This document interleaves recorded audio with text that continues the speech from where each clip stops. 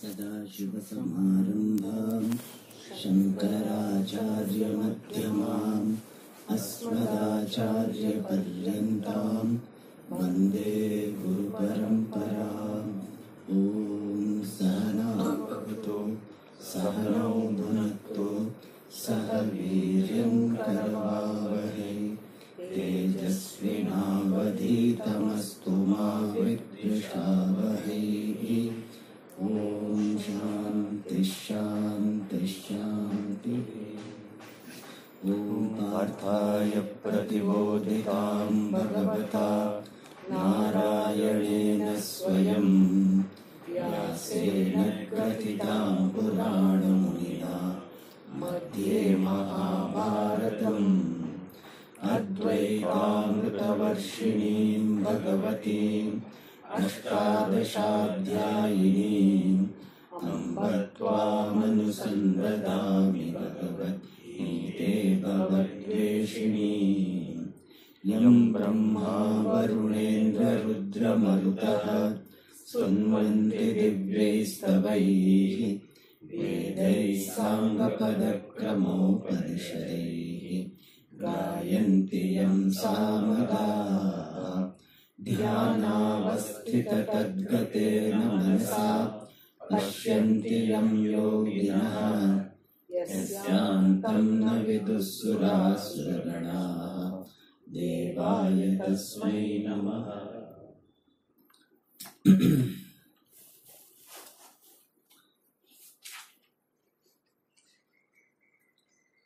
श्लोक नंबर 19। अथ द्वितीयोऽध्यायः। श्रीभगवानुवाच य एनं वेत्ति हन्तारम् यश्चैनं मन्यते हतम् उभौ तौ न विजानीतः नायं हन्ति न हन्यते न जायते म्रियते वा कदाचित् नायं भूत्वा भविता वा न भूयः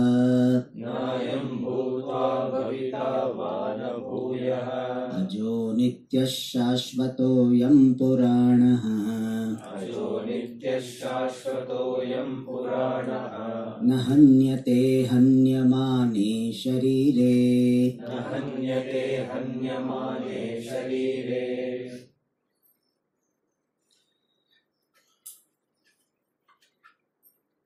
Arjuna had requested Bhagavan Sri Krishna to show him the way to be free from the problem of bondage.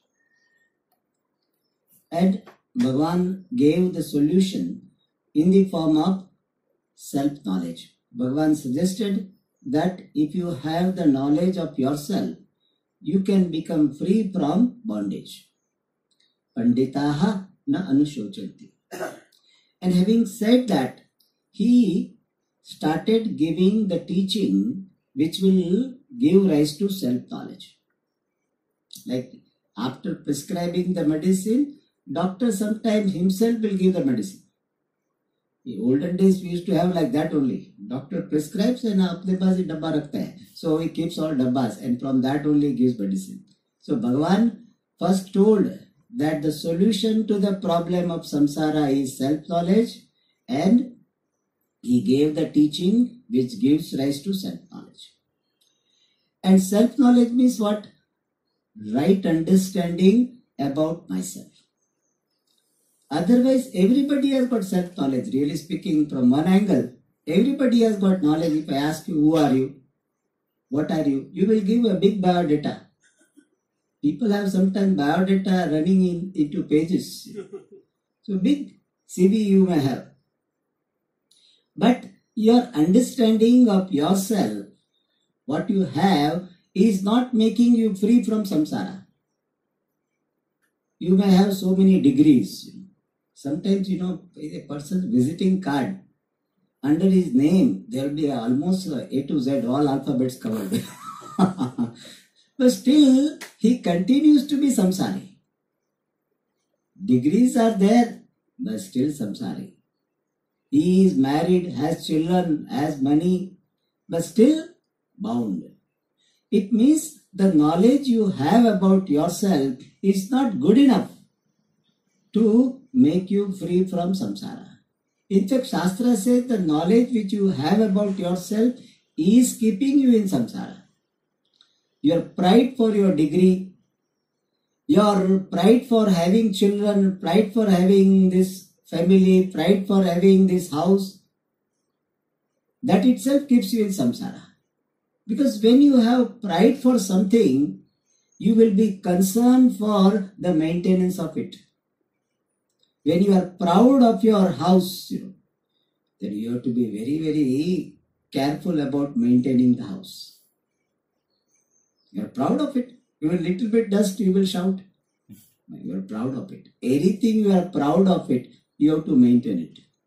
You are proud of your beauty, you have to maintain it. If you are not proud of it, whatever it is, some the spots are there, it's okay. I am not proud of my beauty. But if you are proud, you have to do all kinds of things. Those who are proud, they know. So, the knowledge you have about yourself is not bringing freedom to you. Therefore, one needs to know oneself the way the self is. And that knowledge is being given by Krishna. And that is, you are not this body, mind, sense complex. You are consciousness which is nityaha, permanent, satyaha, independently existing, sarvagataha, you are pervading, you as consciousness pervade everything, ekaha, you are one. There are not many atmas, only one atma is obtaining in all. And you are akarta, abhokta, means you are not a doer. You are not the experiencer who is becoming happy and unhappy. You are not subject to become the happy and unhappy. And that was said, ya enam vetti hantaram, yaschenam manyate hatam, ubhautavna vijanitaha, nayam hantina hanyati. This self does not really do anything, nor self is subject to anybody's action. Means it is not a bhokta. How is it so? How it is not karta and bhokta? Because it is free from modifications. For any action, modification is required. And Atma is free from modifications. And therefore Atma is free from actions. So Atma is akarta abhokta because Atma is nirvikaraha. And Atma is nirvikaraha was presented in the 20th shloka, where all possible modifications which are happening in the body are not there. Birth is not there, growth is not there, declination is not there, death is not there. All these modifications were negated. Now in the 21st shloka which we were seeing in the last class, it is said, Veda avinashinam nityam yaha Veda. Yaha avinashinam nityam Veda. Yaha, one who. Veda. Here Veda doesn't mean Rig Veda, Yajur Veda, etc. This word Veda in Sanskrit is sometimes confusing because the word Veda is used as a noun. Then it means Rig Veda, Yajur Veda, Sama Veda, Atharva Veda. But Veda is used as a verb. As a verb it means one who knows. So Yaha Veda means one who knows. Whom? Enam. Enam means to this self. And by using the word enam, what is suggested is that this self is self-evident. You don't have to go in search of the self.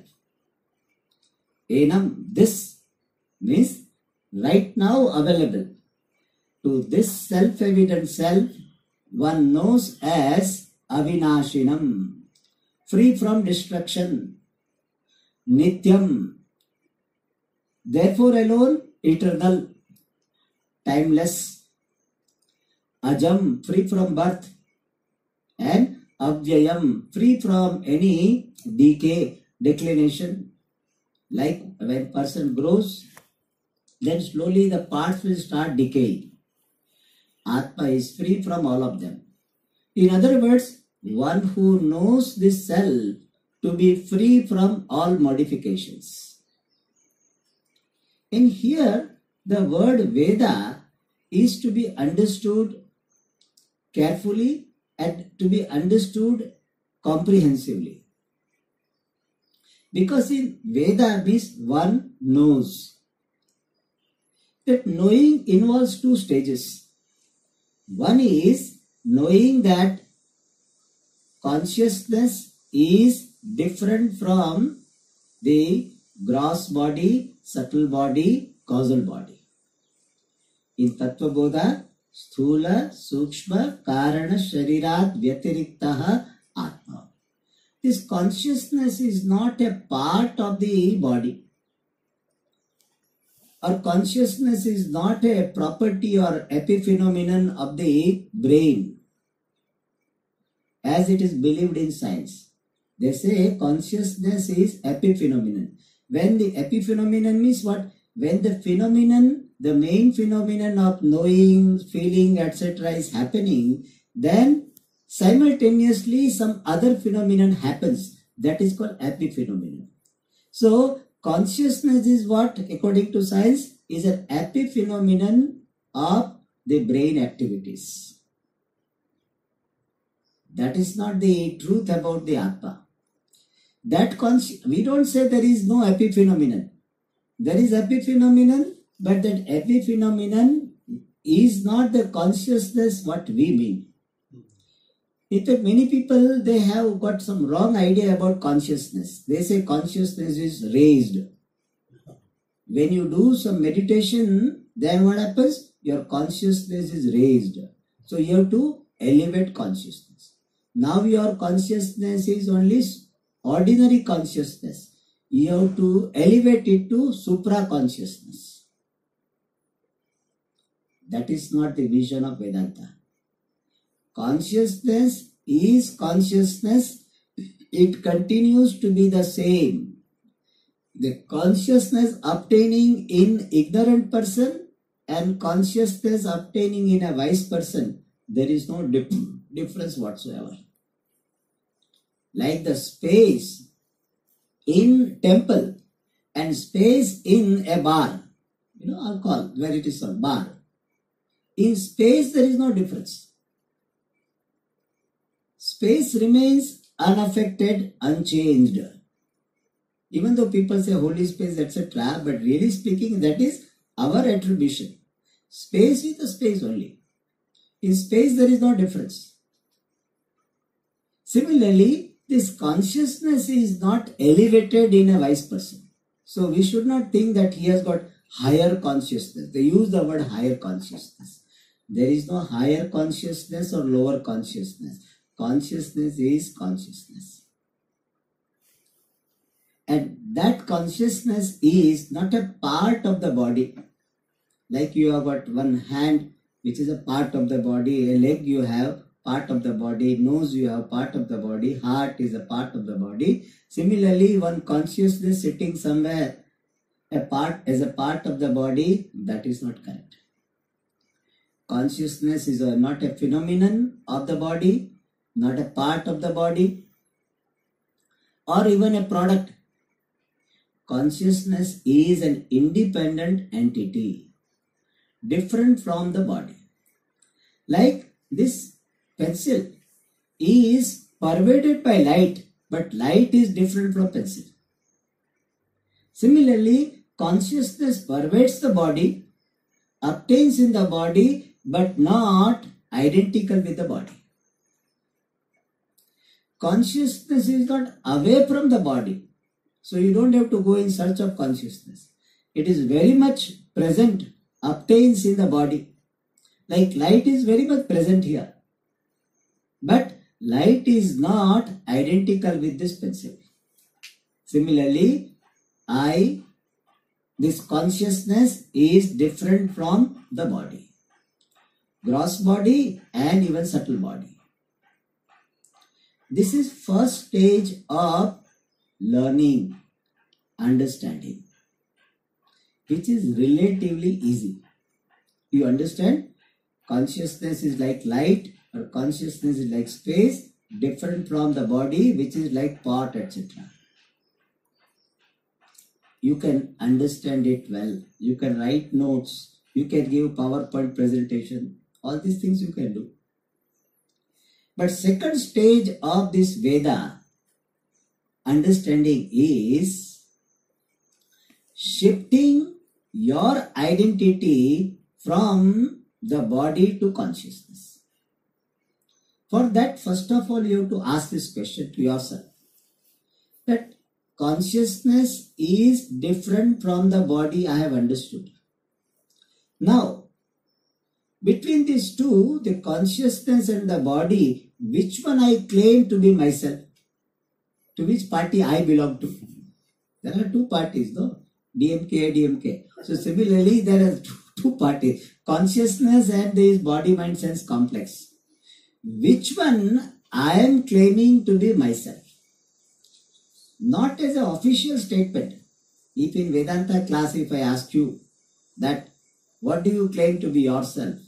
And you have been attending Vedanta classes for so many years. So you will say, Swamiji, I am consciousness. That is okay, sir. It's an official statement. Like many political leaders, officially they will say something, but outside, or not outside, inside, to their friends, he said, no, I don't believe that. But see what to do. I belong to this party. I have to say like this. If I belong to Congress, I have to say what? Rahul Gandhi Jindabad. I have to say. Even though I may have some own reservation. Or if I belong to this BJP, I have to say Narendra Modi Jindabad. I have to say. So similarly, now you have got a tag. What? Vedanta student. And therefore what? If I ask you, which one you claim as yourself? Then you have to say, no. Just for Swamiji's sake also. Otherwise Swamiji will be depressed. My God, this fellow is studying Vedanta and still not claiming. So even to oblige Swamiji, you may say what? I am consciousness. But you have to ask yourself, does my reaction or my priorities reflect this claim? Do I claim myself to be this body, or do I claim myself to be consciousness? If I am claiming myself to be this body, then my priorities, my response, my reactions will be based on this claim. My attention will be so much on decorating this body. Nothing wrong in keeping the body decent. But my concern will be there about the body. See, now people say, Swamiji, you look very old. So I have to do something to look young. Or this hair is gone, So people put transplanting the hair, What all things they do. And similarly, sense organs, mind, how much concentration I have, priority I have to beautify them. More than that, how much worried I am, how much reaction I have based on the comments regarding the condition of the body. If somebody tells you, oh fat fellow, suppose, somebody, oh mota. In Tamil, what they call mota people? Gundu? Vendi? Gundu. Yes, Gundura was there, no one. So Gundu. If somebody tells you Gundu is little bit a very affectionate expression. But suppose some derogatory word is there. Oh, fat fellow, suppose. How do you feel? And suppose your complexion is dark. And somebody refers to, oh, that black fellow, How do you feel? Or that short fellow. Yeah. People have complex about that height. And I was told that now there is a surgery. If you want to increase your height, even after year 25, 30, there are some ways to do it. They can do it. They can raise your legs, etc. Very expensive surgery. Don't ask me. In India, I have not heard. Abroad, it is there. You can do that. What a complex. So, my reaction, or somebody tells that, this fellow is very idiot. He doesn't understand Sanskrit. Suppose somebody tells about you. What do you feel? If your claim is I am consciousness, then if you hear this comment, what will be your response? I am witness of this intellect which is considered to be idiot. That will be my response. You also will say, yeah. This intellect is like this. He doesn't understand. So you will be objective about the comments. Otherwise, what happens? It becomes a big reaction. It causes big reaction. So I learn to claim myself to be consciousness, disidentifying from the body, senses and the mind. That is the second part of understanding Atma. First part of understanding, you understand what? Atma is consciousness different from the body. First part, easy part. Like some objective question, no easy question. That is subjective, little bit difficult sometimes.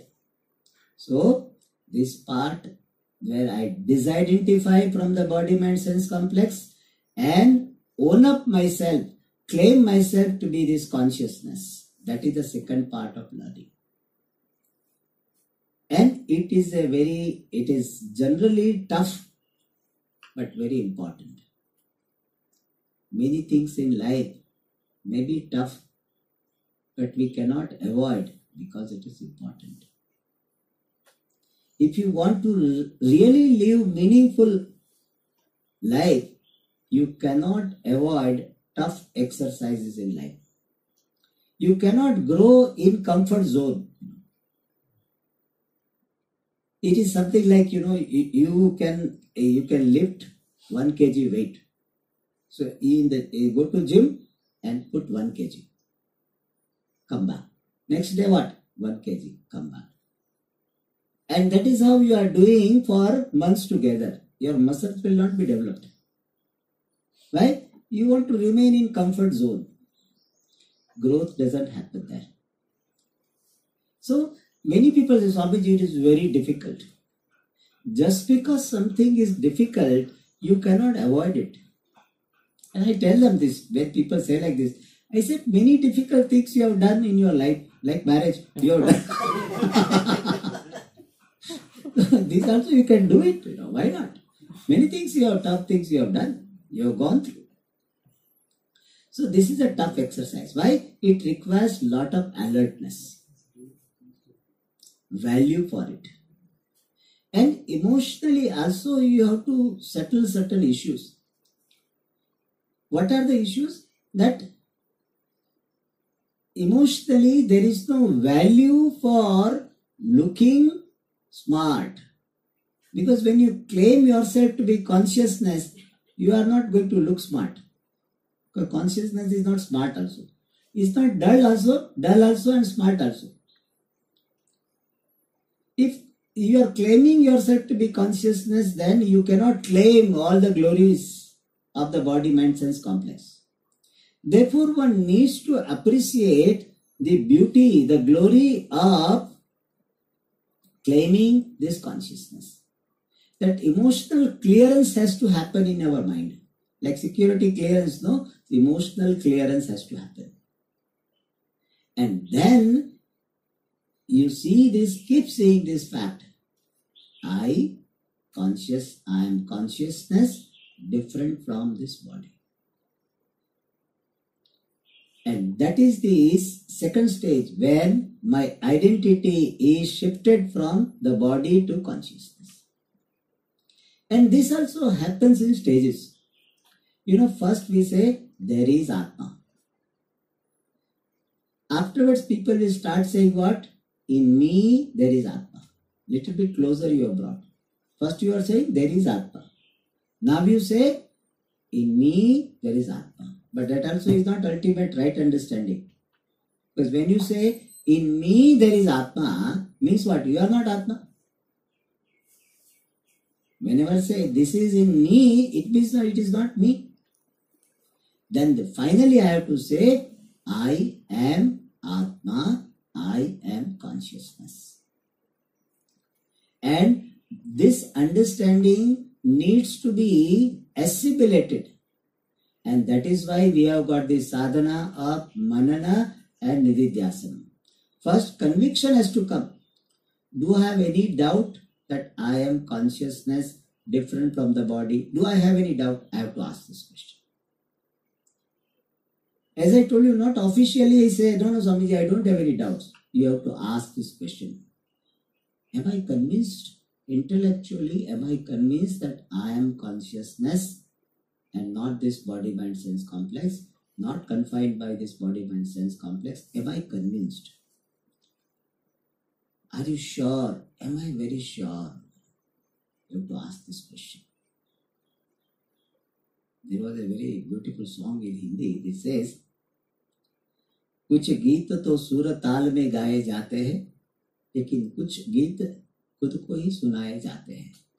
Means certain songs you sing in public, but certain songs which you don't sing in public, it is for yourself, which you enjoy. Similarly, some official answers you may have. No, I don't have any doubt, because you are a teacher of Vedanta.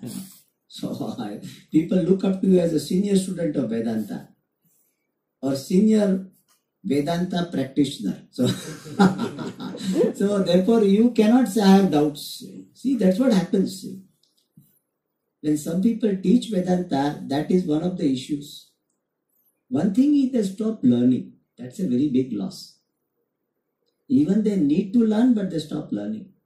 And second thing is, they cannot acknowledge certain issues, even to themselves sometimes. So one needs to ask this question, am I convinced that I am different from this body-mind-sense complex? I am consciousness. Am I convinced? And then this understanding needs to be percolated in my entire being as a person. And that is called assimilation. That is by nididhyasana. We spend a lot of time for that. And especially when somebody makes the comment about body-mind-sense complex, it is a testing point. He should thank the person. Thank you for giving me the opportunity to see my understanding, whether it is assimilated or not. Generally, somebody makes such comment, we get angry with the person. But Vedanta student will thank the person. Thank you, because you provided me the testing opportunity. Then only we will know. And keep saying that I am consciousness. And when this understanding is assimilated, then that person is referred to by the word Veda. So Veda means one who knows himself to be Atma, one who claims himself to be, owns up himself to be this changeless Atma. And what will be the outcome? What will be the benefit? Benefit of claiming oneself to be consciousness, free from the body-mind-sense complex, is whatever glory of Atma is, you can claim for yourself. Generally what we say, Atma is Nityaha, Atma is Satyaha, Atma is Sarvagataha, Atma is great. What about me? I am same miserable fellow. That is stopped. It is something like somebody has heard that there is a prince, and prince has got so much power. Prince also has got power. Prince also has so many perks. And prince is the successor to the king. All these glories this person is hearing. But what he is saying? Prince is like this. And now, if this person who has been saying like this happens to know that he is the prince, he was kidnapped and then he was brought up by some tribals, and now somebody finds out he has got all birthmarks and it is verified that this is the prince who was kidnapped last.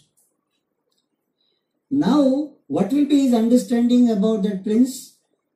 I have got that power. I have got the perks. I am the successor. His understanding changes. Similarly, what all we have heard about Atma, you can say, I am Satyaha, I am Nityaha, I am Sarvagataha, I am Akarta, I am Abhokta. And that is said here, Sapurushaha Katham Hanti. It is a Krishna's language. So he said, how can that person kill anyone? Means this person does not kill anyone. And here killing stands for all actions. And Katham is in the sense of Akshepa. Akshepa means negation. How can that person kill anyone? Means this person does not kill anyone. This person does not do any action. And actions are of two types. One is called direct action, other is called indirect action. Suppose I take this pencil, is direct action. And if I ask somebody to come and take this pencil, is indirect action. Making someone do, that is called indirect action. In fact, that's what, these rich people, they will say, they will not say, I will make this sambar, I will make this. The language is what? We'll make this, we'll make the servant make this. I will ask the servant to make this. I will ask the servant to make this. That's how the language is. So most of them have that indirect action only. Direct action is only sitting. So sitting action is only direct action. All other are indirect action. But both of them are actions. So here Bhagavan says, a person who has claimed himself to be consciousness, that person, kam hanti, to whom he kills, means he does not kill anyone, means he does not do any direct action. Kam ghatayati, whom does he instigate to kill? Means he does not instigate anyone to kill anyone. Means he is free from indirect action. In Sanskrit we call the person who is doing direct action is called karta. And person who is doing indirect action, motivating someone to do action, is called karayita. So the wise person is free from being karta, he is free from being karayita. Means he is free from direct action and indirect action. When we hear this, we may think that wise person will be always in samadhi, because he is not having doership, so no action will be there. That is not the message. Krishna, if you see, he was a wise person. Of course, being a Bhagavan, he is a wise person. And his life was full of action. If you really, there's no Krishna Avatar, you see, is an action-packed movie. So, full of action. So, when we say that he is free from doership, it does not mean he is free from action. He is free from doership. And free from doership means the idea that I am the doer of all the activities happening in the body, mind, sense complex. That wrong notion is negated. Therefore, in the 5th chapter, Bhagavan is going to say, Pashyan, Shrunvan, Spushan, Jigran, Ashdan, Gachan, Swapan, Swashan, Pralapan, Visrujan, Grunnan. Even when all the activities are happening in the body, mind, cells complex, what is the vision of wise person? Naiva kinchit karomi. I do not do anything. That is what the story we have seen, I think we might have seen here also, that gopis, where they wanted to go to the other side of the river, and they asked that how to go. The gopis after Dwarka, we have to consider the story after Krishna has gone to Dwarka, and they wanted to go to other side of the river. And Krishna said, you tell that if Krishna is a brahmachari, let Yamuna give me, the river give me the path. They did, and the path was given. She went, and they wanted to serve the food to one sage, one rishi there. And Rishi ate very well. And he said, now how will we go back? Then Rishi told, you tell this Yamuna river that if this Rishi has never eaten food, let river give me the path. So they did it and they went back. But afterwards they were thinking that how is it possible? Krishna has got so many wives, and the Rishi just now in front of us, he finished everything what we had taken. We thought prasada we will leave. Nothing he left. Everything he ate. And he says, if I have not eaten everything, let path be given. From that, what is the message conveyed from the story is that wisdom makes you free from the notion of doership, notion of experiencership. And this wisdom, because of this wisdom, one becomes free from the consequences of karma, namely punya and papa. So a wise person, because of claiming oneself to be Atma, consciousness, becomes free from the doership and the experiencership. And that is why wise person is called free person.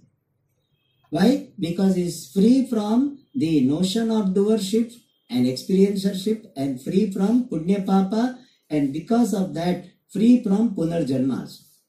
Rebirth is not there. Because what makes you be born again is your punya papa. Like how long will you go to the shopping mall? As long as you have got money. If you don't have money, you will not go. Because in some malls, even for parking you have to pay. So isn't it? You have to have some money.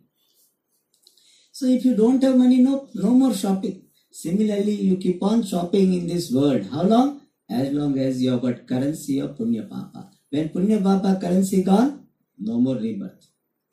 That is why wise person is said to be a free person. And this freedom comes from only wisdom. Wisdom of what? I am akarta, abhokta. And owning up this wisdom that I am akarta alone is called Vidvat Sannyasa, which is going to be talked in the 4th chapter. Vidvat Sannyasa means the renunciation based on wisdom, a renunciation by a wise person. And that renunciation of action is not physical renunciation, it is wisdom based renunciation. That is called Vidvat Sannyasa, Sarva Karma Sannyasa, or Jnana Karma Sannyasa, knowledge based renunciation of action. And this renunciation alone can be complete. Physically, you cannot renounce all activities. Now all of you are seated here. Still, your hand will be moving, legs. My hands also are moving. Legs are moving, tongue is moving, your hands, legs, all will be moving. Some people toes moving, they have got the habit moving. So even for a moment, person cannot remain free from action. Physical freedom from action is not possible until person dies. And death also is not going to be a full stop. We are going to see that death is a comma, not full stop. So physical renunciation is not possible. Only wisdom-based renunciation is possible. And that is said here, Katham sa ghatayati kabhanti. And we have seen earlier also that why Krishna is saying that kam ghanti, kam hanti, kam ghatayati. Why he is talking about killing, killing, killing? Many people don't like this. It is a contextual usage of the word. Since Arjuna had the issue of killing his relatives, therefore Bhagavan is using this word killing. Is a contextual usage. And here killing stands for all actions.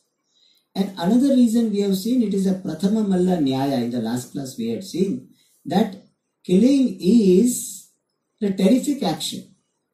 Therefore, if you can see yourself to be free from the action of killing, even when killing is happening through your body, mind, sense complex, then you can see yourself to be free from all other actions.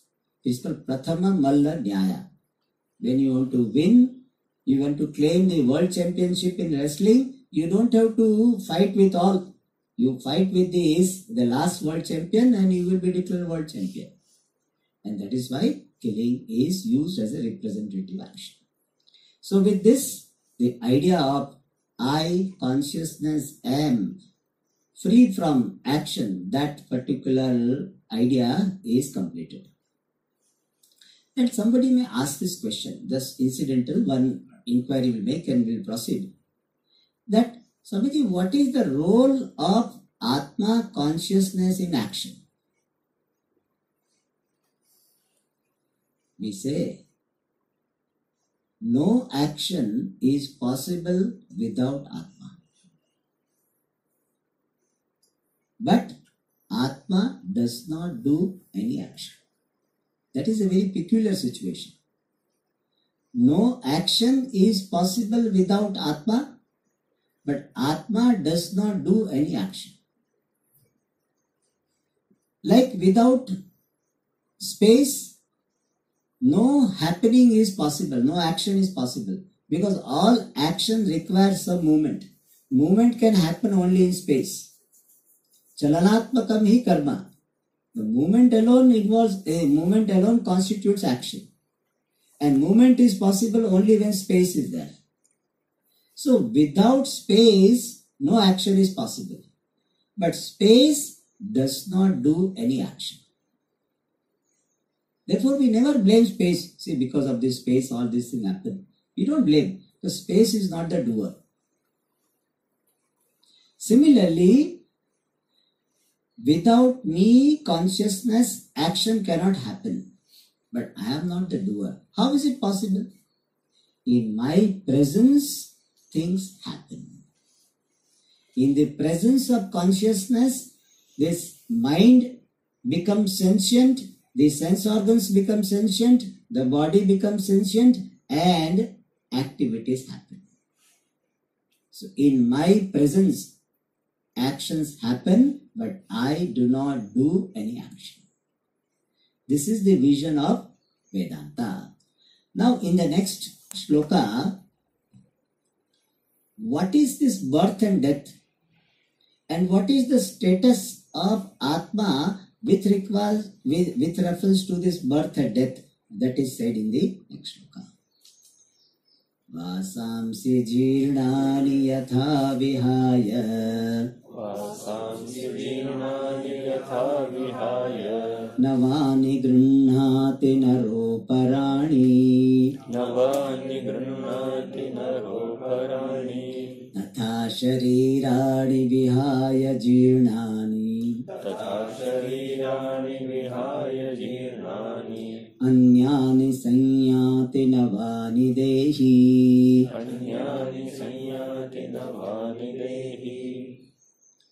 This is one of the most popular verses of Bhagavad Gita. If some people know some shloka of Bhagavad Gita, they will be knowing this shloka.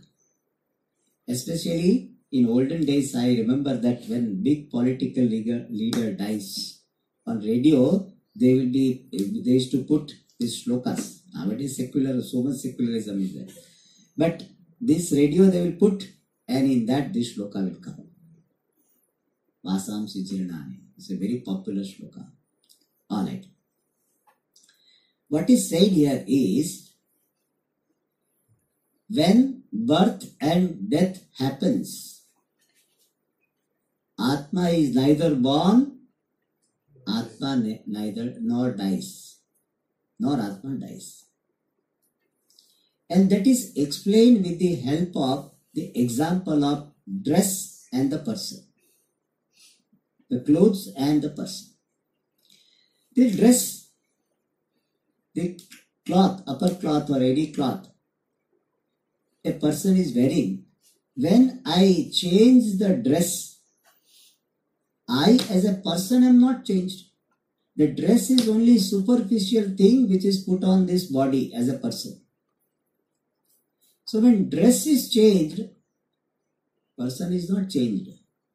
Person remains the same. Therefore you are able to recognize. See, last Sunday you might have be wearing different dress. Some people same dress, but some people change also. For me it is the same. Only something is very bright orange or some little faint orange. That's all the difference. But many of you must be changing. But still I am able to recognize, oh, this is the same person who had come in the last day. How?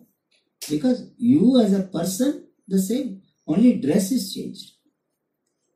So a person wears the dress for transaction purpose, so that when you interact with the person, there is some decency to be maintained. Therefore we have dress and we wear the dress and transact.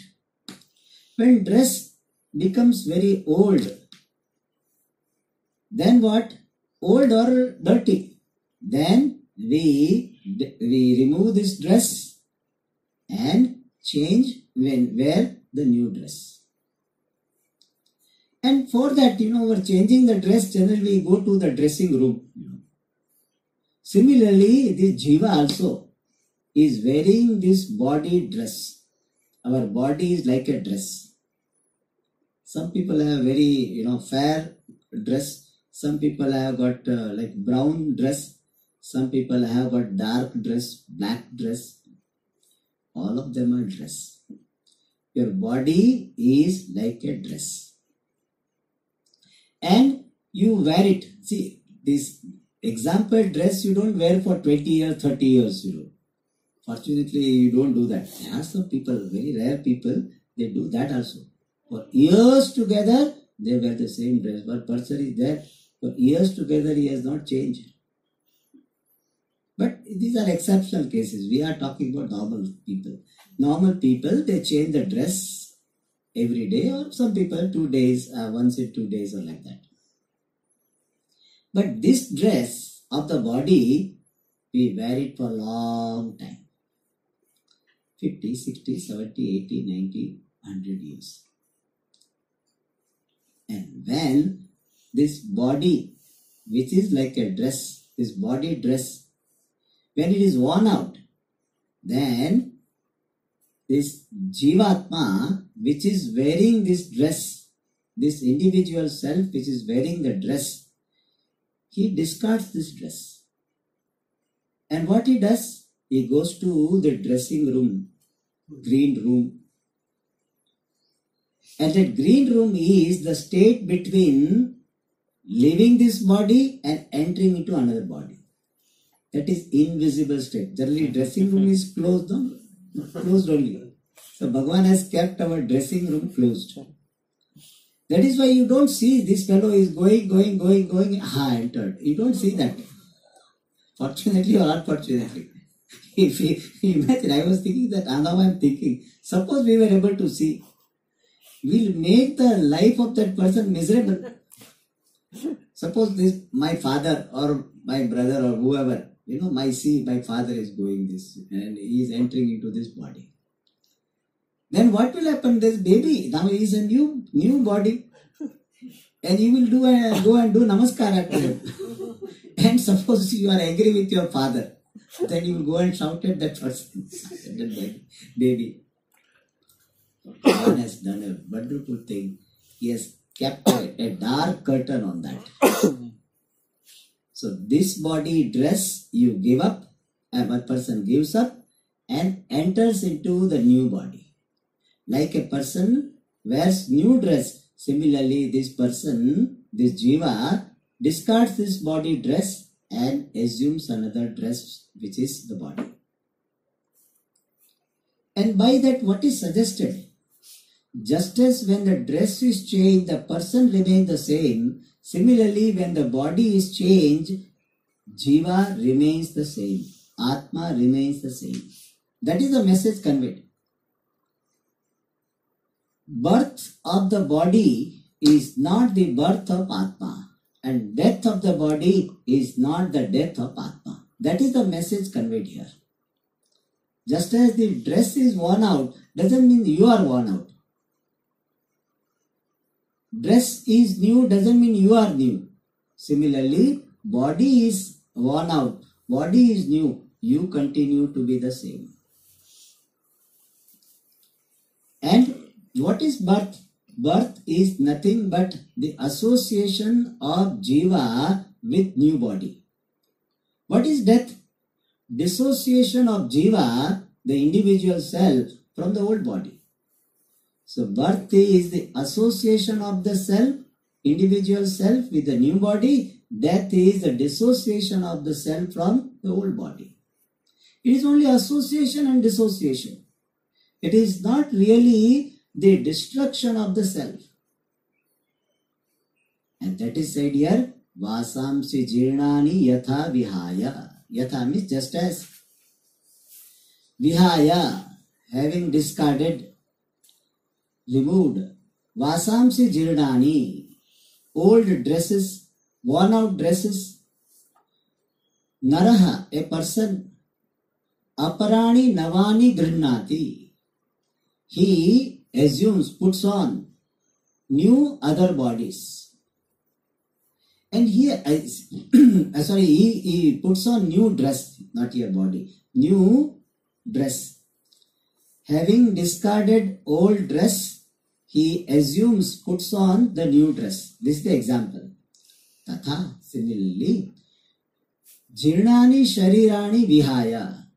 Having discarded the old bodies, dehi, the self which is obtaining in the body, navani anyani sanyati.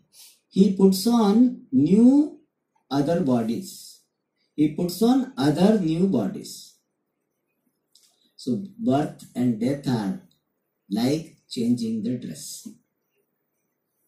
If person has assimilated this much, then he or she will not be afraid of death.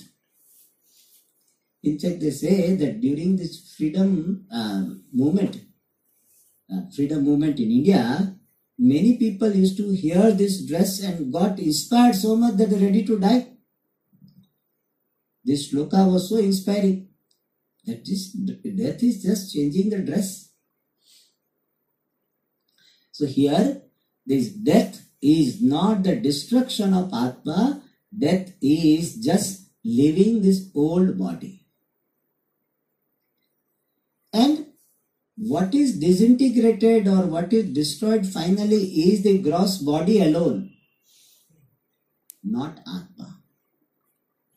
And thank God, this gross body is discarded after some time. Otherwise, you imagine that you have the body which is 100 years, 200, 500, 1,000 years, 5,000 years, and we are not having that much facility that it will be able to keep you young.